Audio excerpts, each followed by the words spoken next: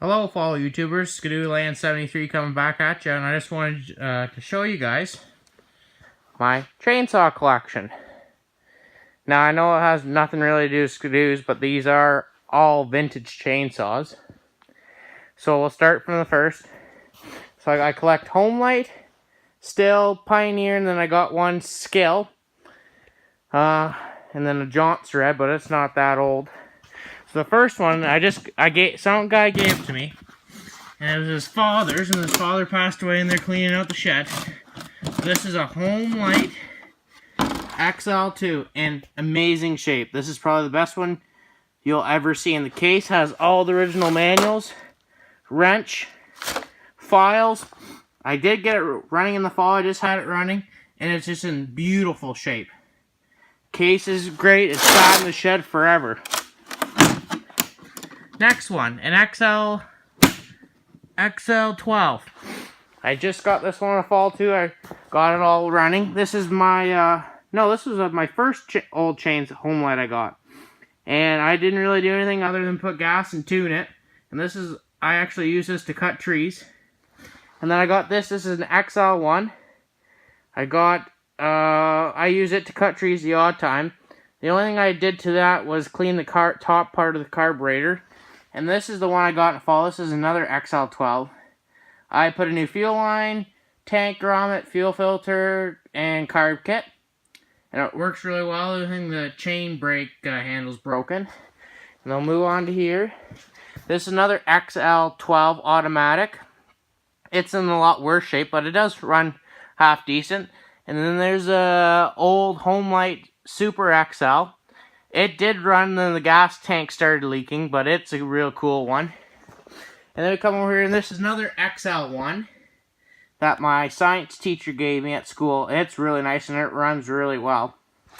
A Stihl 015L. It did run. I don't know what's going on with it now, but it's a neat little saw. I had to get a fuel line from China for it, but I did have it running over the summer. Now it won't go, so. And then this is a Stihl 031 AV. And this is the first chainsaw I ever had. It did run. I did a bunch of work to it, and then it won't start. So I don't know what's going on to it. This one behind it, it's a little rough shape, but it's hard to see. I think it's a Stihl Super 48 AV. It also ran. It's a great saw for cutting firewood. It just won't start either, so I don't know what's going on with the Stihls. And then our last Stihl is a big Stihl 050 AV. I even won second place with it in our fall fair. I got it for $50, and it's a beast. And it runs really well. I don't use it because it's just huge. And it's heavy and hard to use, but. And then we move over to here to this Pioneer saw. I've had this for a couple years. It did run until it fell off my shelf and the handle broke, so I gotta fix that. And one participant. And then we go over to, and that's a 2270, and this is a 1200A, and I paid $4 for this chainsaw, and the only thing that was wrong with it was the fuel filter fell off the end and clogged up the carburetor, so I put on new fuel lines and everything, and it runs like a champ.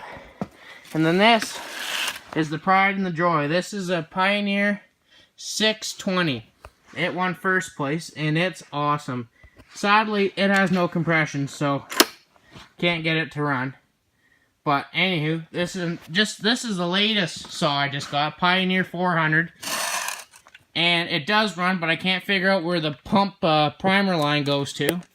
And then the last saw is this Skil 1629 Type 3. It works pretty good, other than the clutch and all that needs to be cleaned, but the threads started stripping, so I just left it because as soon as you start it, the chain goes.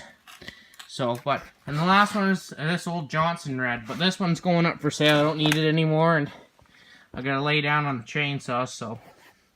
Yeah, so anywho, this is my chainsaw collection, and I have 22 chainsaws, because I got 2 new Stihls up there. And I got another one up on my aunt's, older. It's huge, though. It's got a 20-inch bar and chain on it. But anywho, so this is my vintage chainsaw collection.